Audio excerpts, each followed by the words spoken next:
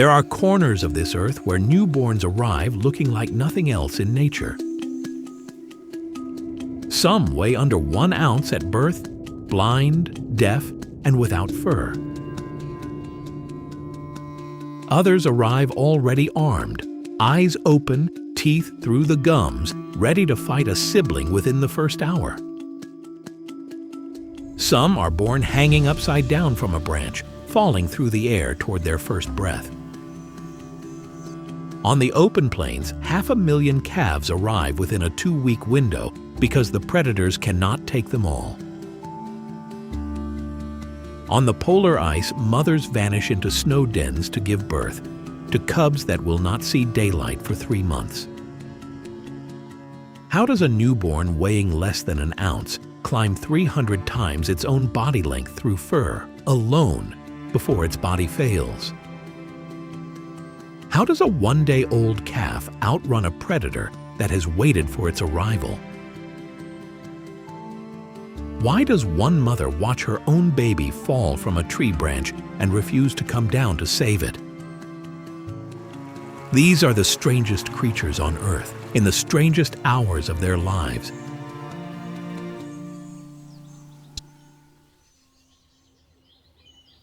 In the Serengeti, on a single morning in February, 10,000 wildebeest will be born before noon.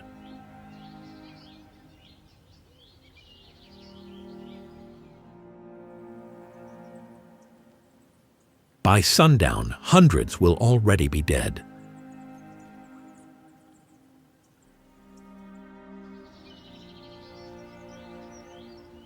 The mothers have timed every birth for this exact period because the lions, the hyenas, and the cheetahs cannot eat them all.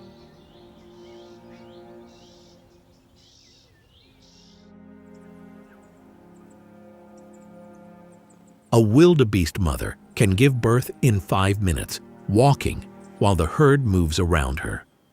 The calf hits the ground, blinks, and stands within 3 to 5 minutes of taking its first breath.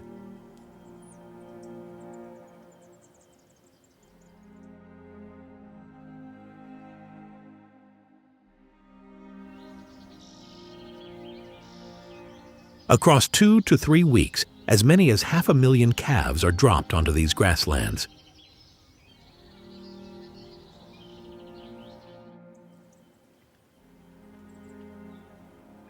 By the time the calves arrive, the lions are already waiting. So are the hyenas, the cheetahs, the jackals, and the eagles.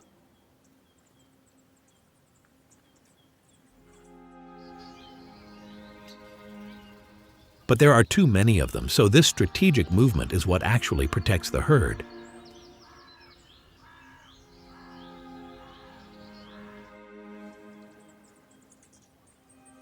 Might be hard to believe, but a newborn can outrun a hyena within 24 hours of birth.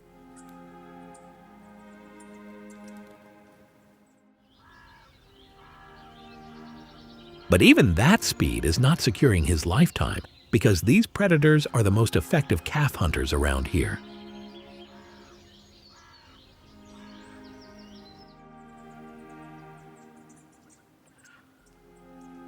They can cut a single calf from its mother with a precision that looks practiced because it really is.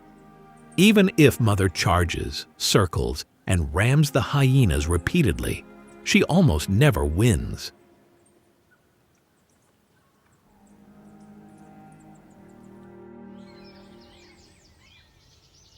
Same goes for the ones born outside the synchronized peak. The early births or the late ones almost never survive.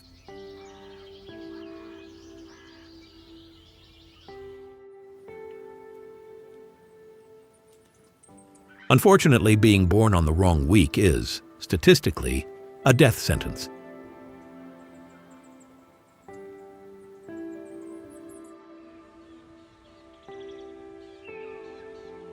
Sadly, as adorable as they are, about half of them born in the Serengeti will be dead before their first birthday. And for now, they have only one job: to keep up.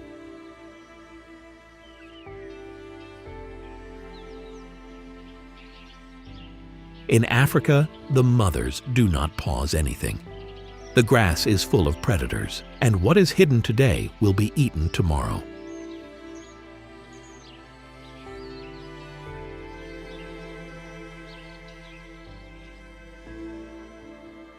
This rules apply even for the kings of the jungle if they survive that long to climb their throne.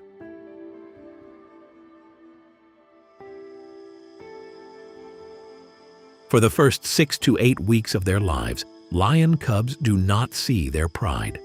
The mother gives birth alone, in a den she has chosen and not told anyone about, and nurses them in secret.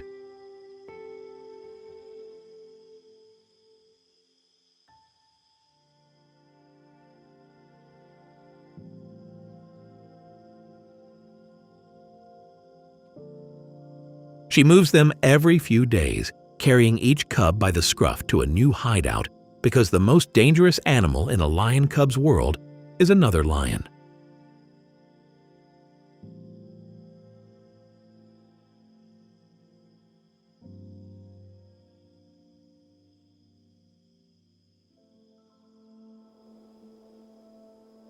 When she finally introduces the cubs to the pride, she has timed it carefully and makes sure her babies can grow up in a creche, nursed by any lactating female, because until weaning at 6 months, they belong to everyone.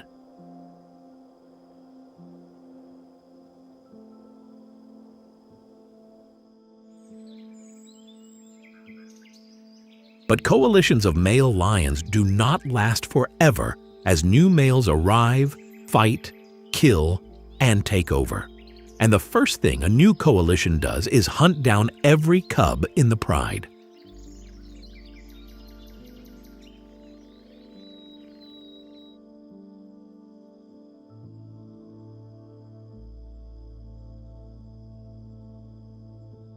In the Serengeti, fewer than 2 in 10 cubs reach independence, and up to a quarter of all cub deaths come from incoming males.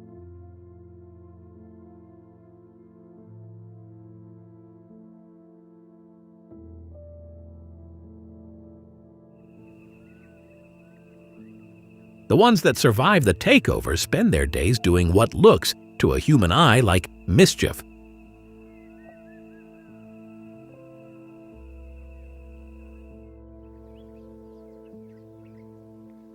The playtime looks like nonsense in the beginning.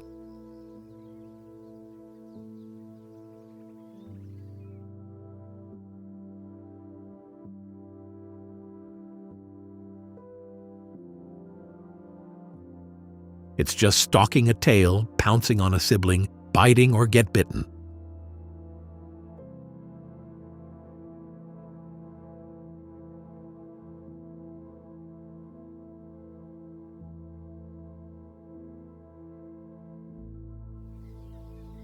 All until the stalk becomes the hunt, the pounce becomes the kill, and all those playing moves are applied on their own small prey.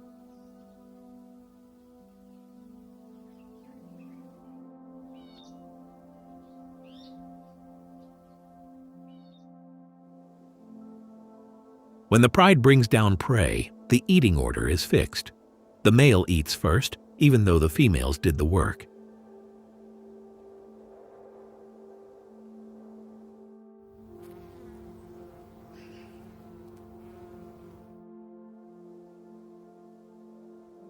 Then the dominant females and the cubs, which are the ones that need the food the most, are last.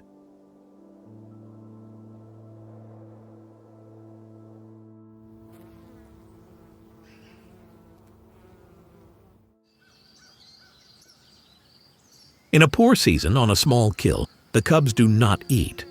So, unfortunately, surviving childhood means being born to the right mother, in the right week, in a pride whose males can hold their territory.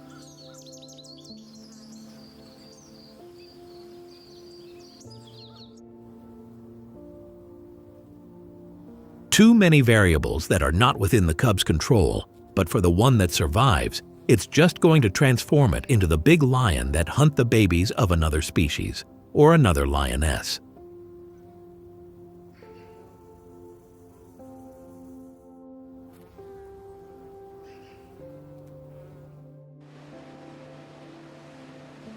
In the Antarctic, another chick is also testing its first inheritance against an unforgiving world.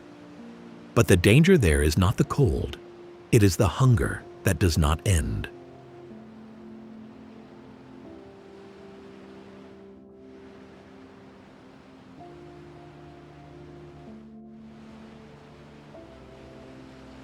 When it hatches in summer is a fluffy brown ball, perfectly dependent.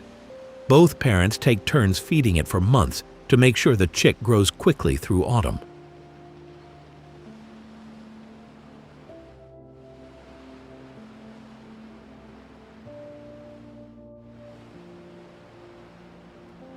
By the time winter arrives, it is the size of a small turkey covered in dense brown down.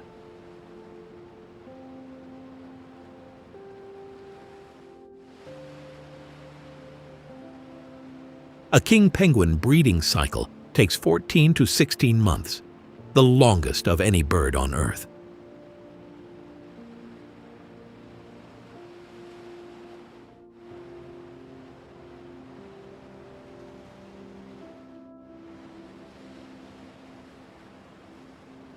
So the chick is born in summer, raised in autumn, and abandoned for most of winter, alone in a colony of thousands of other chicks just like it, while the parents fish hundreds of miles offshore.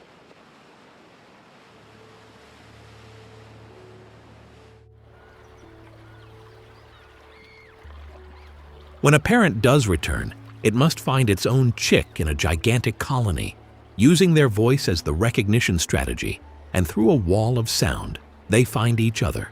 The chick eats, and the parents leave again.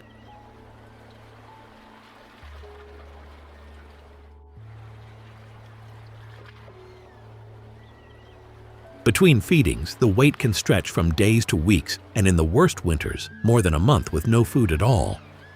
The young are adapted for this.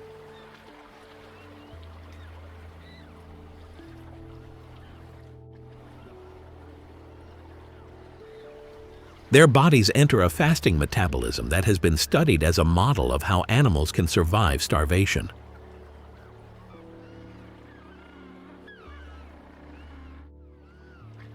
They lose more than half their body weight by spring, but half of them do not survive winter at all.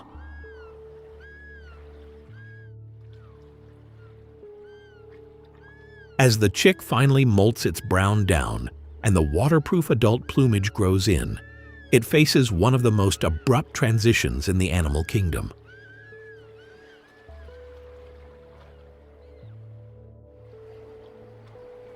Within days of completing the molt, it will enter the Southern Ocean for the first time with no guidance and no second chance if it fails.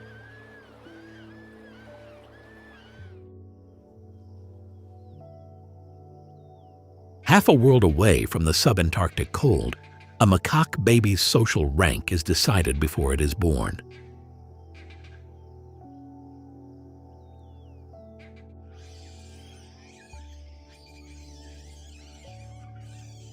In a macaque troop, the females are organized in a strict matrilineal hierarchy, a ladder of dominance that runs from the highest-ranking matriarch down to the lowest-ranking female.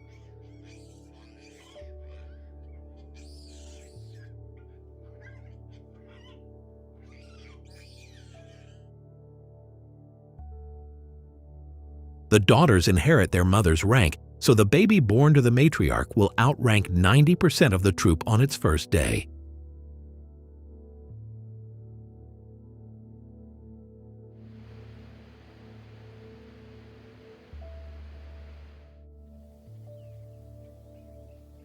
But a baby born to the lowest-ranking female will spend its entire life at the bottom.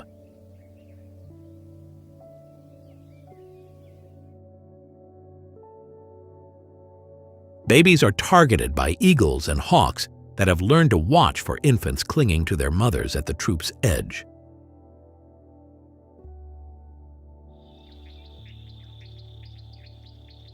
When they're young, they have a bright natal coat that will fade in a few weeks.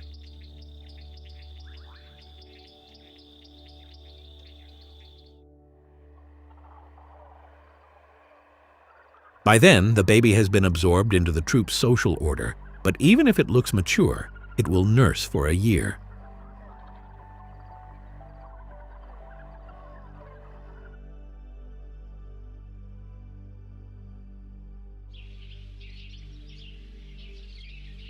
After their first year, they are largely independent of the mother's milk, though they still sleep beside her.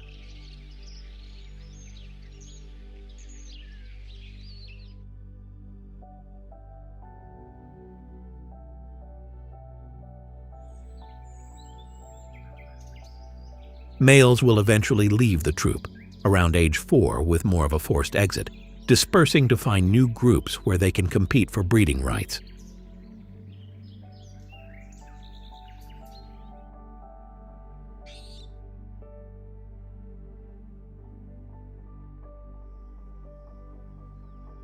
Females stay for life because they will give birth to their own babies on the same rung of the ladder where they were born.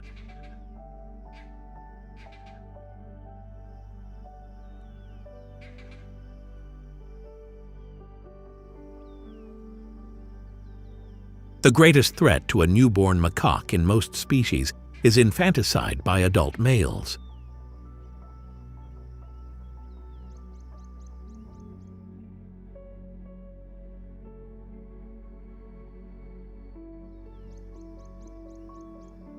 When a new male takes dominance of a troop, he will systematically kill nursing infants that are not his own, bringing females back into estrus faster and ensuring his own genes dominate the next generation.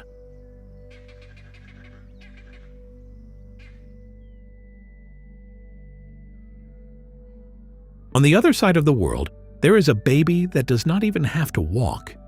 In reality, it cannot because it will not see daylight for months.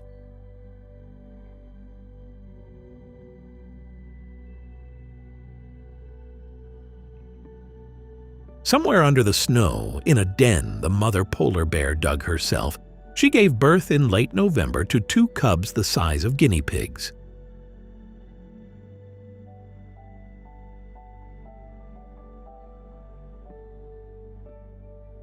They came into this world blind, deaf, pink, and almost hairless.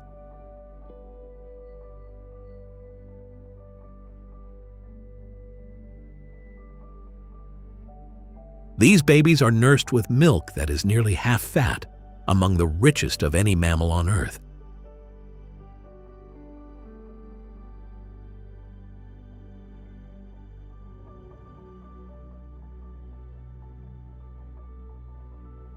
And by the time they are strong enough and hairy enough, she pushes through the den roof and steps into the open with her cubs follow her out.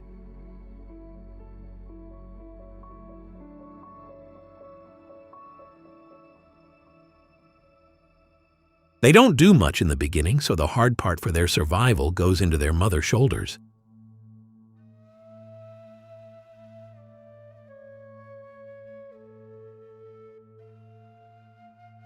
The cubs cannot survive a failed hunt. When she puts food on the table, usually a ringed seal, hauled out at a breathing hole, the cubs eat the blubber first, which is pure fat.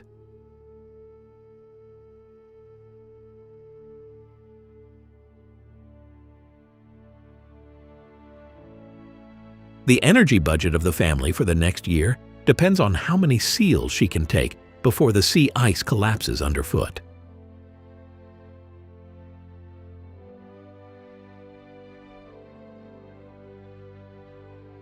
In western Hudson Bay, fewer than half of polar bear cubs survive their first year.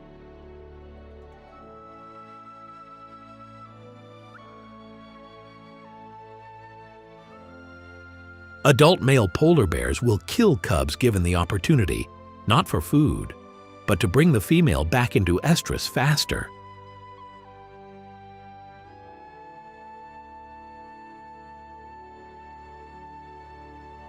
The mother is the cub's only protection, and she provides it aggressively, placing herself between her cubs and every male she encounters, regardless of size difference.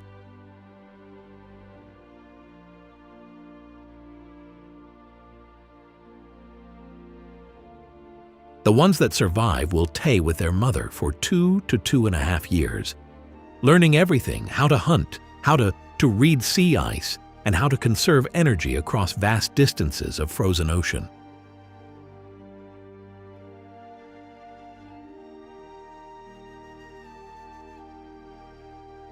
Even with all the education they receive due to climate change, polar bear mothers and cubs are forced ashore before cubs have built the fat reserves they need to survive the ice-free season.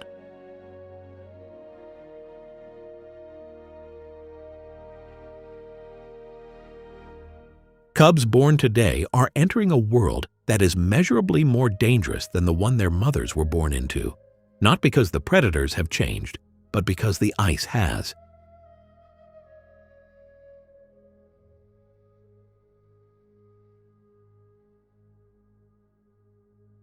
On a tundra without forests, a different mother is solving a different problem because she needs to figure out how to raise 19 pups at once.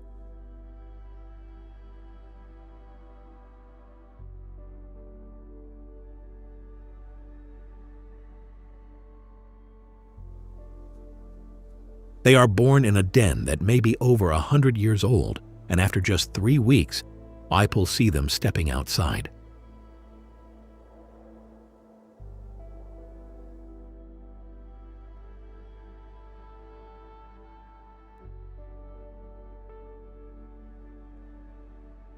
They are charcoal-colored, even the ones that will eventually be pure white, and some are born blue-gray, keeping that color for life.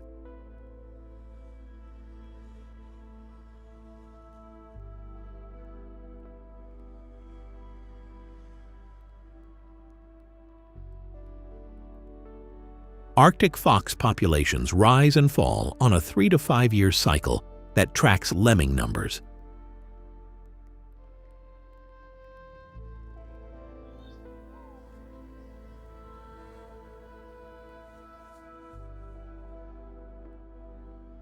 In peak years, parents can feed 18 pups, but in crash years, the same parents may abandon entire litters because there is nothing to bring back.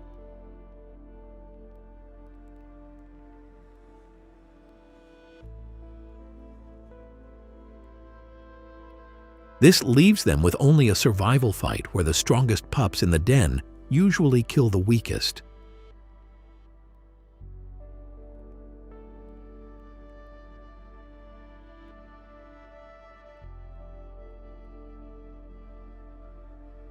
The ones that survive grow into adults the size of a house cat, with a hearing is so precise that they can locate a vole moving under a foot of snow.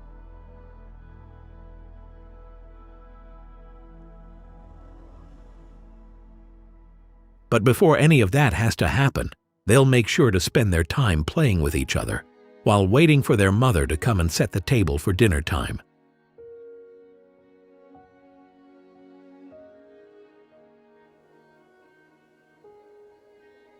On the other side of the ocean in red dust, another mother is fighting for one that is smaller still.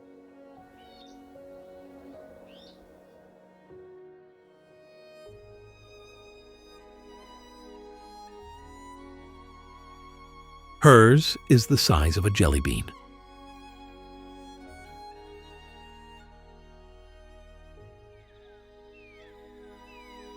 A red kangaroo joey at the moment of birth weighs less than 1 gram, about the weight of a paperclip.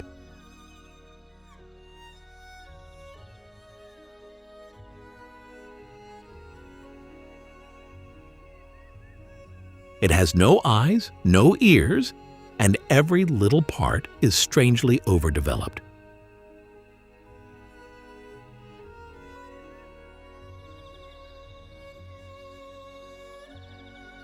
When he's born, he needs to make sure it can survive his first mission, to crawl up through its mother's fur.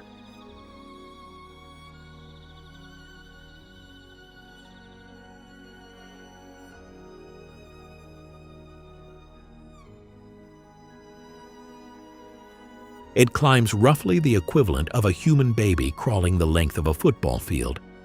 And it must finish before its body fails because if he can't make it, the mother can't help with anything.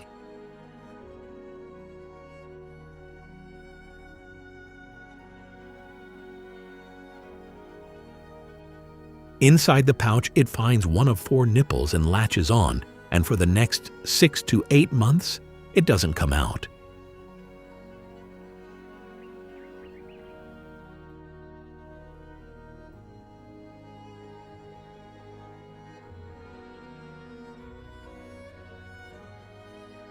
When it finally leaves, the world it meets is harder than the one it grew up inside because foxes, dingoes, and wedge-tailed eagles are already waiting for him.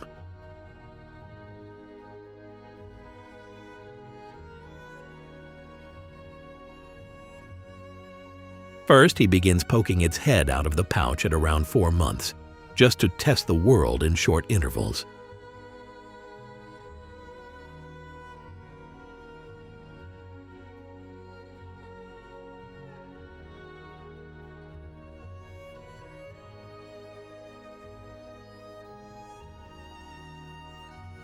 But he doesn't leave for good because when danger arrives, a joey outside the pouch somersaults headfirst back inside at full speed while the mother is already moving.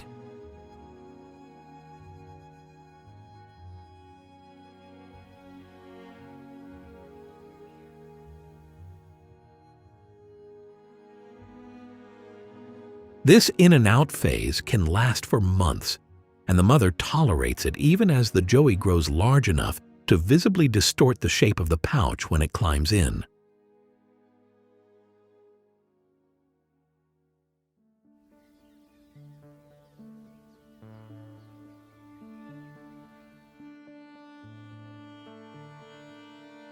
She doesn't wean it on a schedule, she weans it on readiness, and readiness takes time.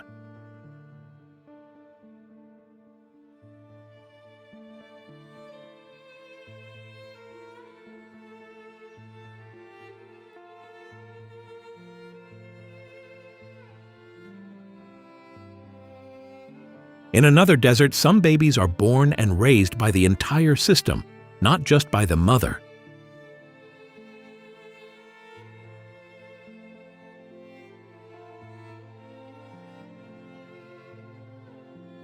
When a litter is born, the entire group changes its routine.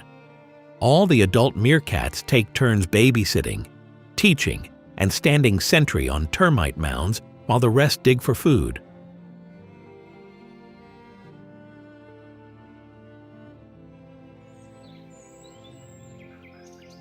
The teaching is the part that surprises people because when a pup begs for food, an adult brings prey.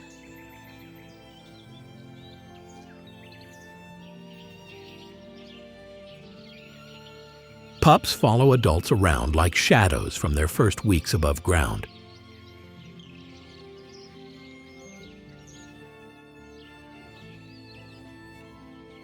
Onto rocks to sit beside sentinels on guard duty.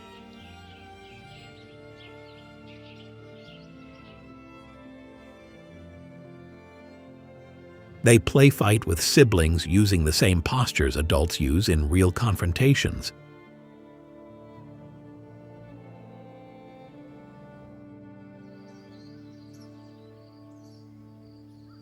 By the time a young meerkat is genuinely needed by the mob, it has been rehearsing its role for months in plain sight of everyone who will one day depend on it.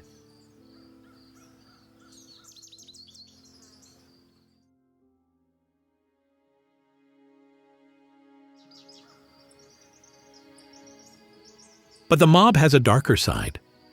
The dominant female suppresses every other female's reproduction, and if a subordinate gives birth anyway, the dominant female may kill her pups in the den.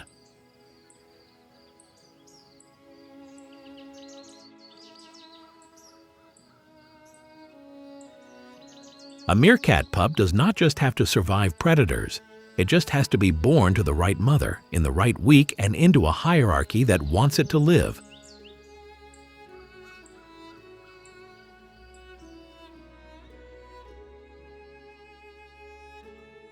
Without any help or protection, the cheetah mother has to walk with her own babies, where the odds for are far worse.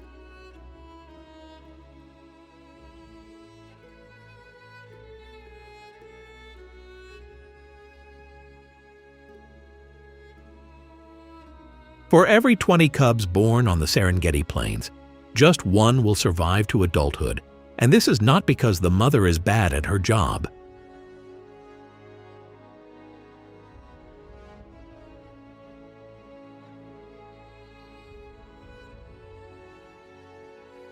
She is exceptional because giving birth to 4 or 5 cubs in tall grass, hiding them and moving them every few days to keep them safe, is not easy.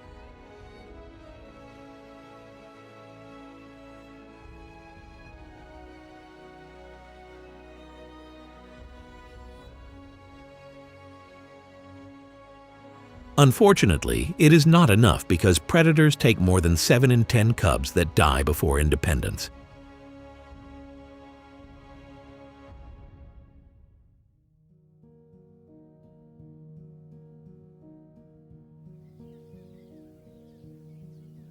Most are killed in the first 8 weeks in the grass without their mother present.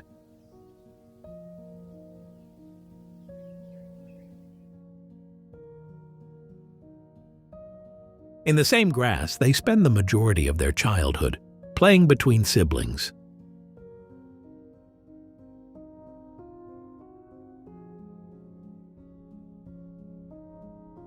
Cubs stalk each other through the stems using the same low, flattened crouch their mother uses on prey.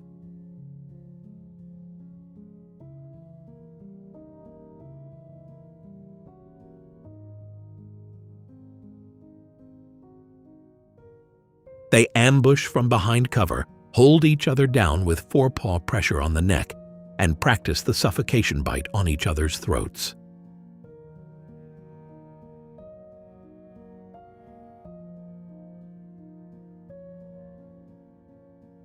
Every game is a rehearsal, and the grass around them is the first hunting ground they will ever know.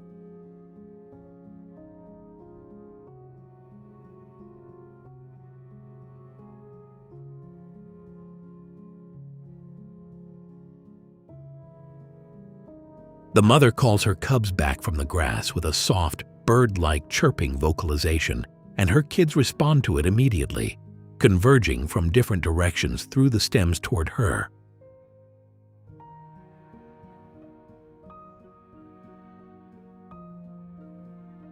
Cheetah cubs are also among the few big cat cubs that climb readily and enthusiastically in their early months, hauling themselves up termite mounds, fallen trees, and low branches with a confidence that disappears almost completely in adults.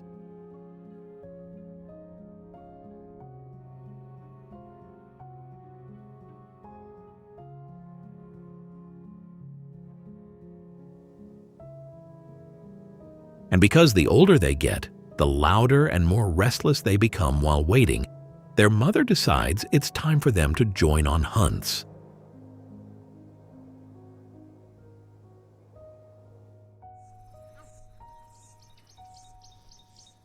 This happens at around 6 weeks, and even if they're not yet participating, they are all watching from the grass edge as she stalks, accelerates, and brings down prey at speeds they cannot yet come close to matching.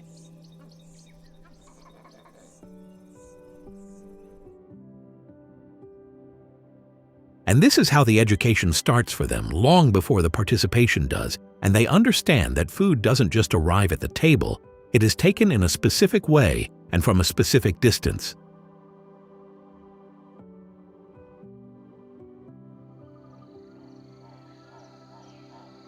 There are infants that watch and wait for their mother on other continents too. But those mothers can be gone for years between births, and the children they raise must learn an entire forest by themselves.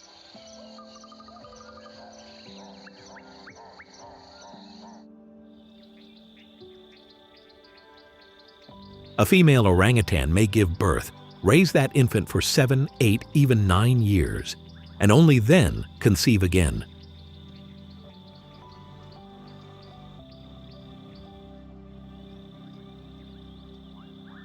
Over an entire lifetime, she may produce only 4 or 5 children in total.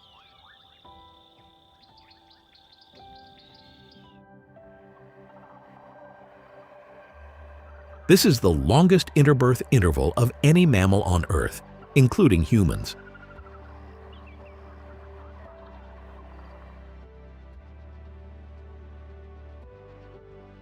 A young orangutan must learn how to live in a forest with more than 200 edible food types, and some of them are seasonal, others are toxic, and some even require tools.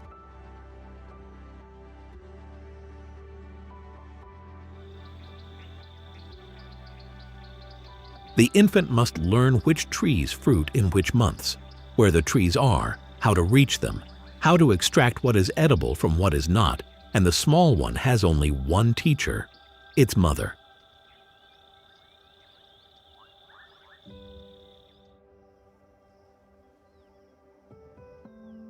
There is no troop or extended family, so the two of them are glued together continuously for the first 3 years.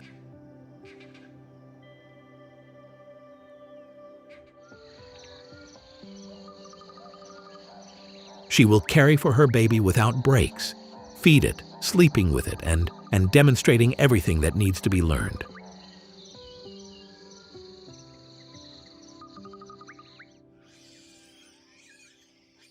The infant nurses for about 6 years, and after that, he'll start to take some steps away from its mother during the day, and by the age 8 or 9, it will become independent.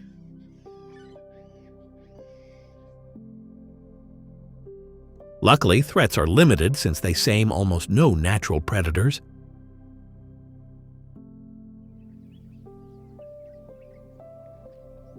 Clouded leopards can take infants on the ground, which is part of why orangutans almost never come down from the canopy.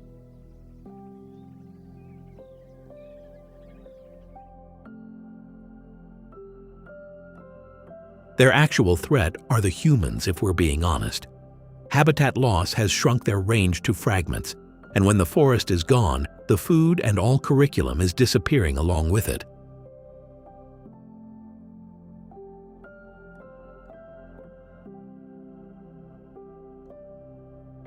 A mother carries her baby through the canopy, shows it how to build a bed in a tree, teaches it 200 foods one at a time, and only when she is sure it can survive does she conceive another.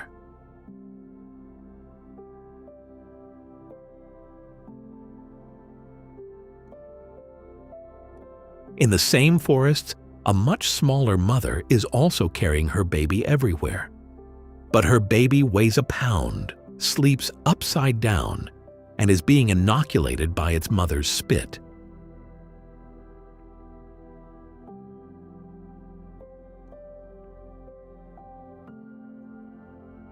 The mother, a 3-toed sloth, gives birth hanging upside down from a branch, so the baby is born in midair.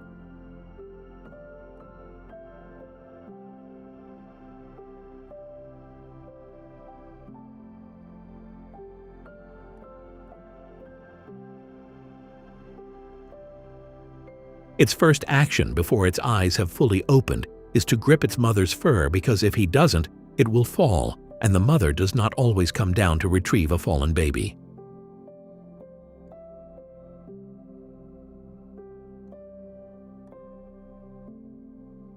And if the hold is successful, he'll cling to the mother's chest for the first 6 months of its life, copying every single one of her moves.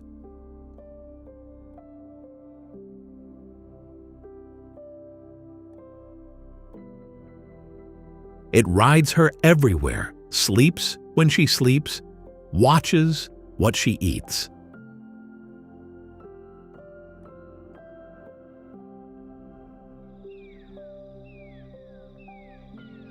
Their fur hosts an ecosystem of its own compound of algae that provides the most important aspect of their lives: camouflage.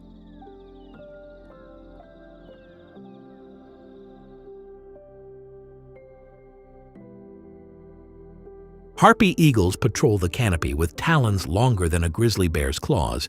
Jaguars climb the trees and ocelots, snakes, and humans take sloths from below and above, so the camouflage is their only saving.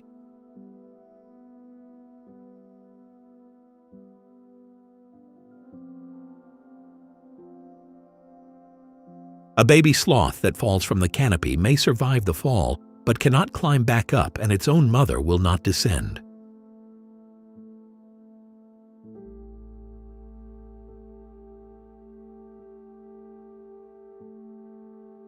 Unfortunately, the baby will die on the forest floor, in view of the only thing that ever taught it how to live.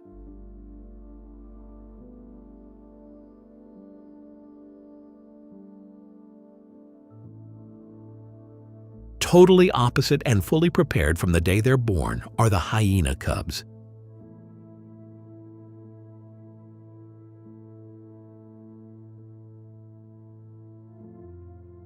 A spotted hyena is born with its eyes open and its teeth already through the gums.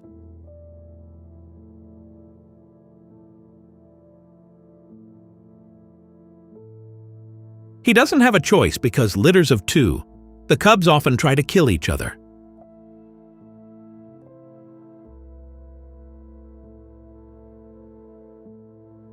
About a quarter of cub deaths in some populations come from this. Siblicide before the second cub has nursed for the first time.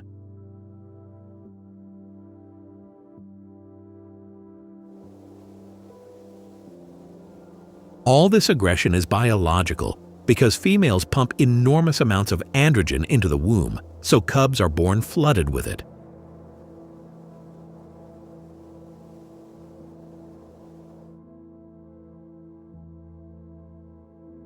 The result is what makes hyenas hyenas. Females that are larger than males, dominant over males, and equipped with anatomy that masculinizes the entire reproductive tract.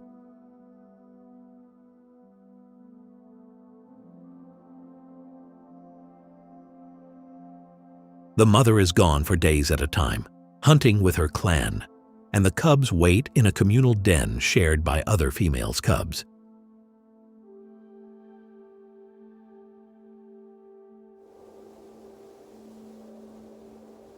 When she returns, she nurses only her own, because there is no allo-nursing in hyenas, and a cub whose mother died on the hunt has no backup.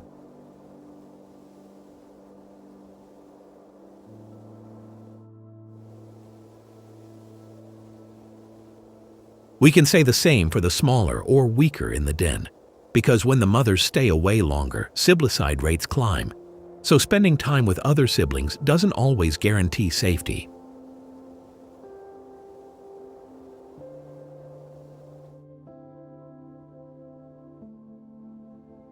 For other, safety is not even into discussion.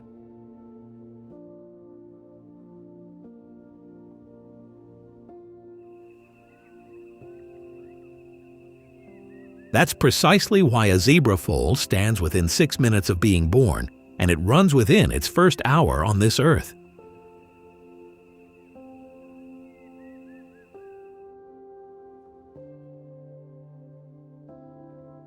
He has speed running through its veins, and by the end of its first day, this foal can hit 30 miles per hour, getting so great and sturdy that by end of its first week, it can keep pace with adults at full sprint.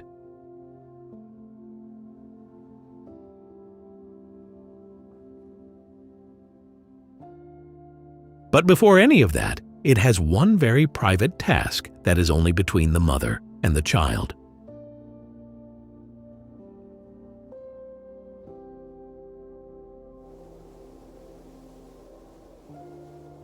She takes her newborn away from the herd, sometimes for a full day, and stands with it, isolated from the group.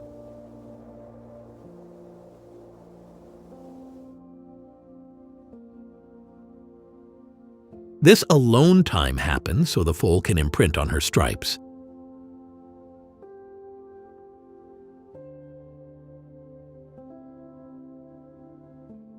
Every zebra's stripe pattern is unique, like a fingerprint.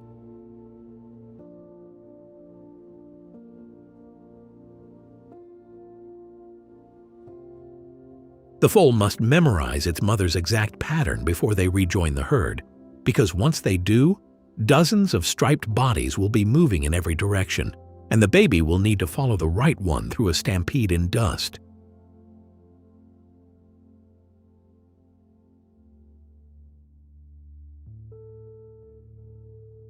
If he'll follow the wrong female, it will starve because she will not let it nurse.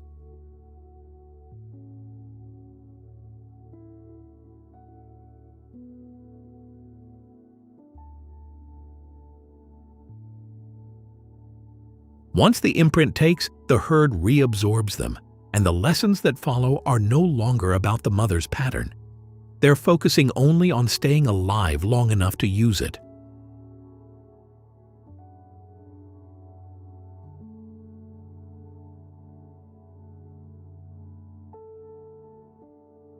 The little ones are born with brown stripes rather than black, coloration into black happening just over time.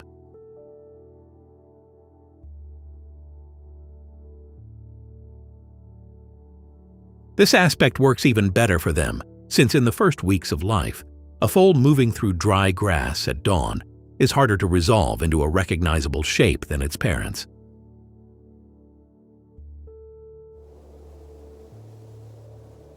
The brown colors are breaking up its outline against the tawny savanna in a way the high-contrast adult pattern does not, but at least his own skin will help him in the exactly window in its life when it needs it the most.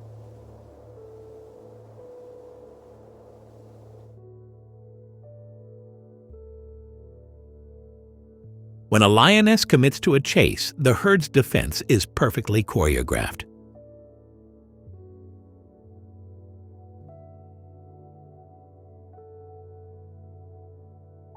The youngest mother runs first with her foal at her flank, and the whole herd forms a wedge around them.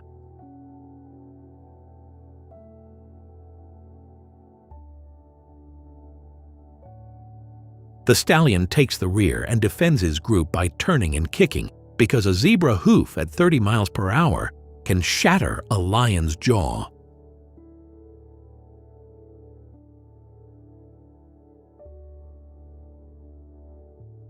Fortunately, most attacks fail, but not all of them, since everybody has to eat something.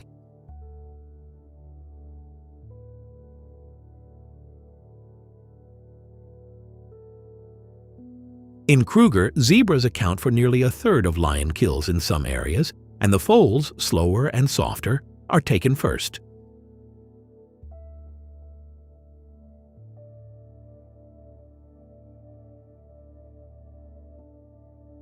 So yes, a zebra foal, as cute and protected as it might look, might be the next meal of the lion cubs.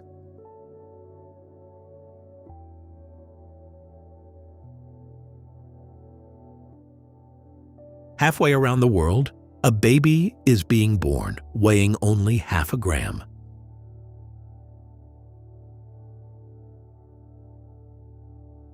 The koala joey might be bald, blind, pink, and the size of a kidney bean, but is strong enough to crawl from the birth canal to the pouch.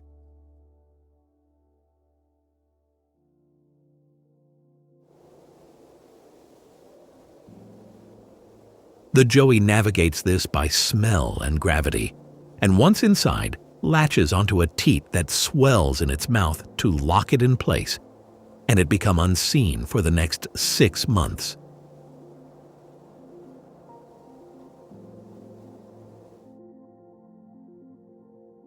Most think that the hardest part is over, but they're not even close, because between the tiny bean and becoming a real koala is digesting the eucalyptus leaves.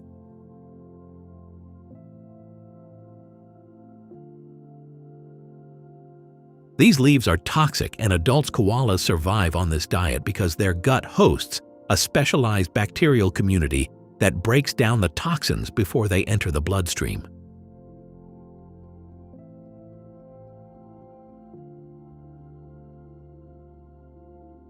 Well, the joey is not born with these bacteria, so the only way he can acquire them is by eating its mother's feces.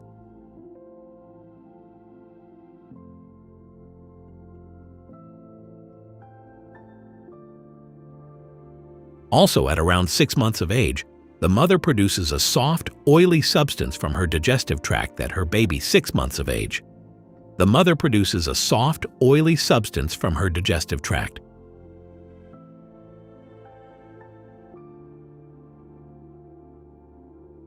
That oil contains exactly the bacteria the joey will need for the rest of its life, and that's great because without it, it will starve.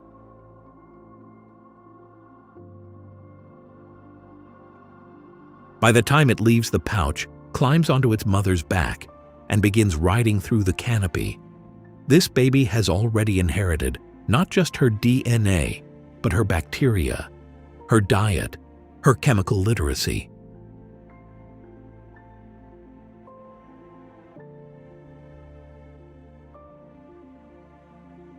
And just like that, the mother's world becomes the joey's first map. Which trees, which branches, and which forks in the canopy hold the best leaves, all learning while he rides on her back.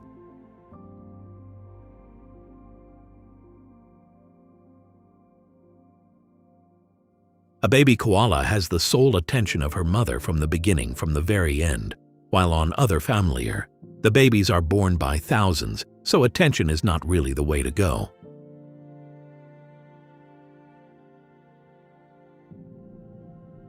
A tadpole hatches from an incredibly big clutch of eggs, most of which will never become frogs, so the numbers are not showing to much optimism.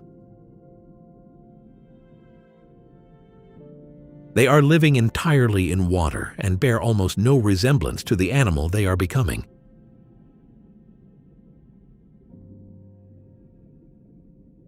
They are so many, but it's not really helpful because they are prey for everything.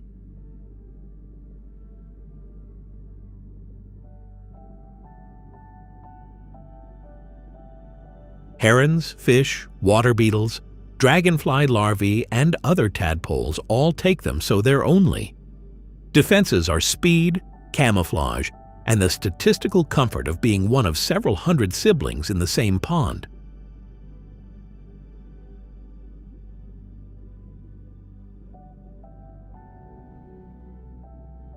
The transformation waiting inside them, lungs, legs, the loss of a tail, is one of the most radical body reconstructions in the vertebrate world.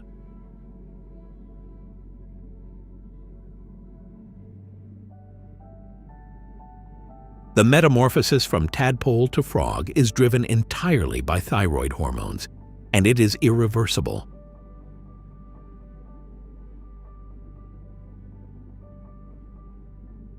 When hormones are triggered, legs will emerge, the tail will be reabsorbed as fuel, the gills will close, and the lungs will expand, completing the transition.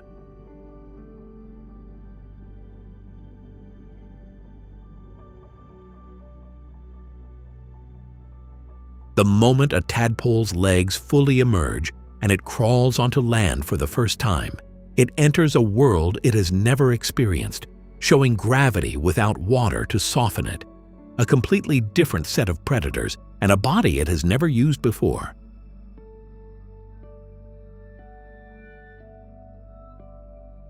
The land either works or it doesn't, and the tadpole finds out the answer immediately.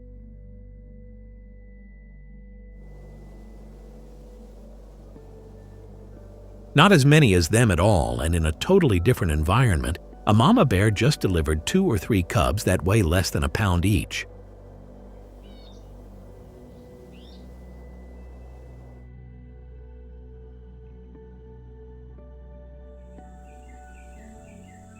She pulls them to her chest and nurses them in the dark for 3 months.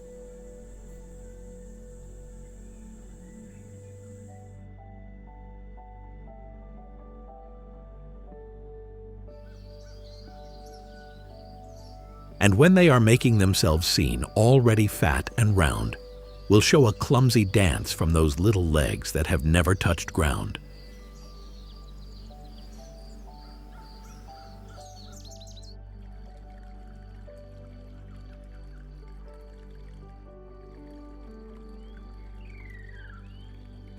Siblings coming outside together immediately begin wrestling, tumbling, and chasing each other.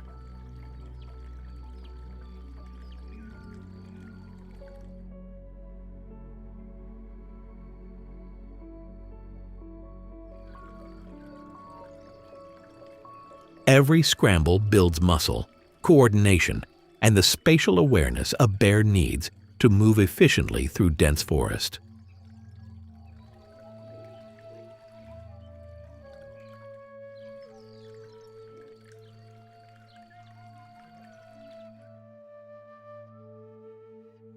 The first thing she teaches them is to climb, and they develop this skill so well that a young brown bear cub can scale a tree in just seconds.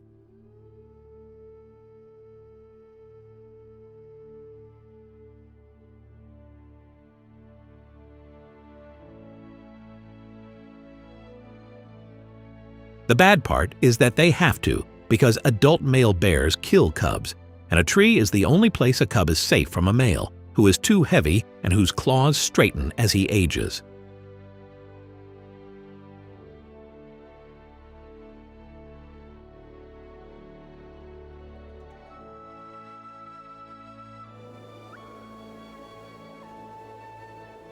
The mother is the only barrier between her cubs and every male in the territory.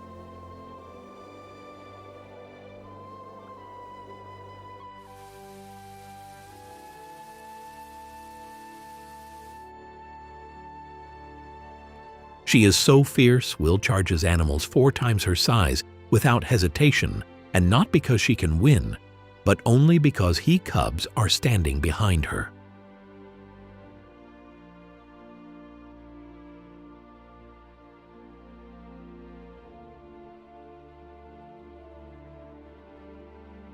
In time, they will lose this ability eventually, and around the first year, they will no longer fit between branches the way they once did.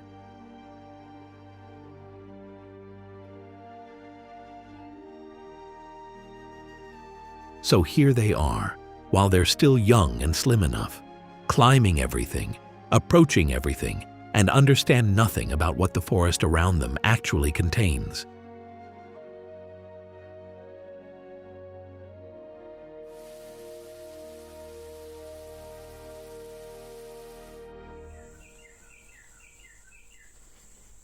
After their first year, they are also old enough to follow her to the river.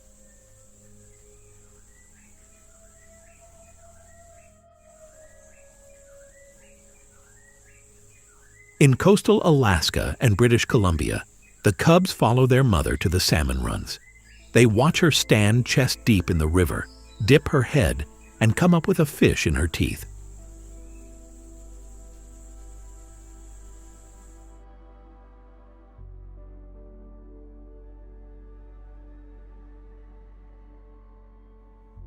They watch, then try and obviously fail until they try again. And by their second summer, they are catching salmon themselves.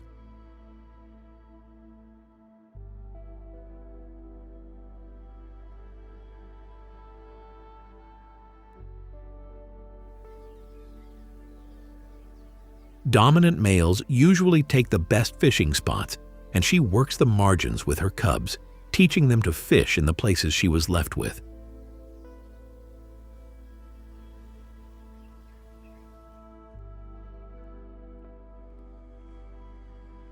They are the safest places for cubs to learn without being crushed by a 1,000-pound male moving through, so she doesn't complain.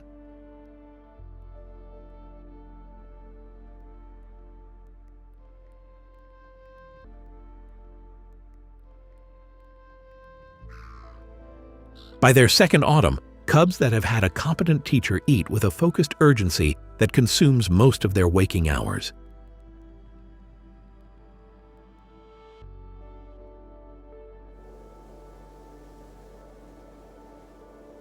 The playful, curious animals that stumbled out of the den 18 months earlier have become eating machines, methodically converting a short autumn into the fat reserves that will carry them through 6 months of darkness underground.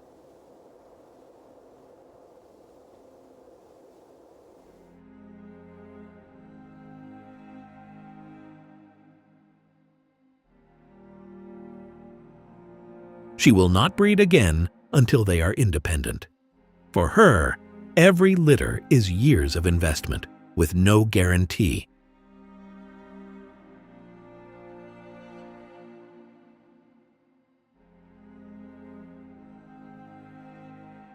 The same feelings are in the fox's heart.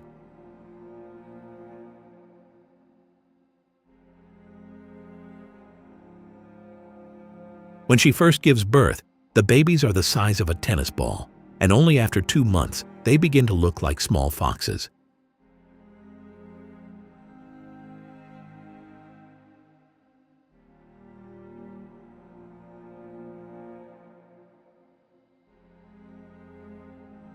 What happens between months 2 and 6 is one of the most remarkable training programs in nature.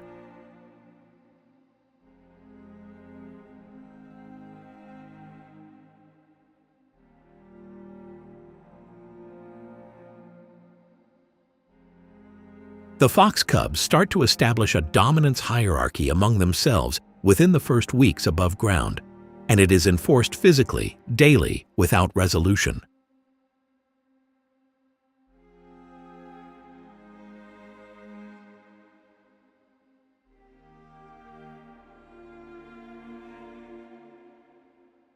The dominant cub eats first, plays longest, and takes the best sleeping positions.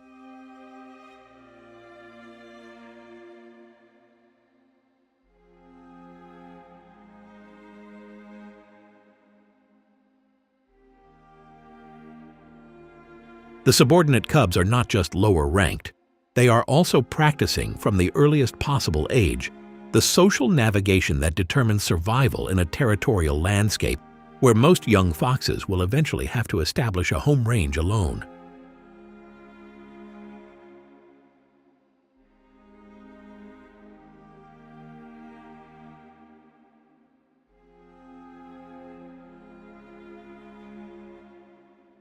By autumn, the family dissolves because the mother's tolerance ends, the father stops returning, and the cubs start dispersing.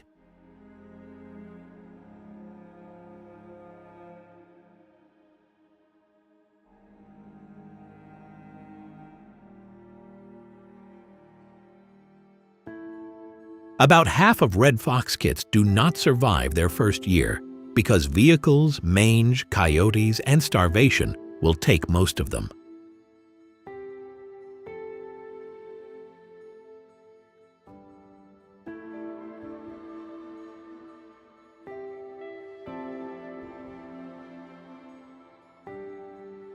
The ones who will live will grow into hunters who can hear a vole's heartbeat through 10 inches of snow and calculate the leap before the prey knows it is being hunted.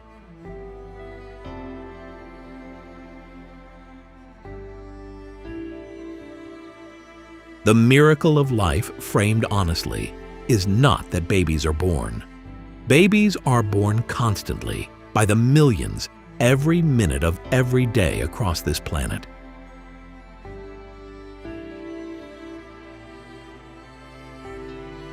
The miracle is that any of them grow up.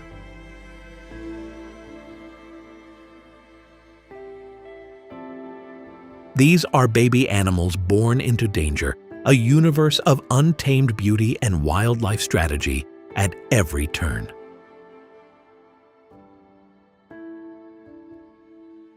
Now, if you don't want to miss the most extraordinary wildlife of Costa Rica, check out this video.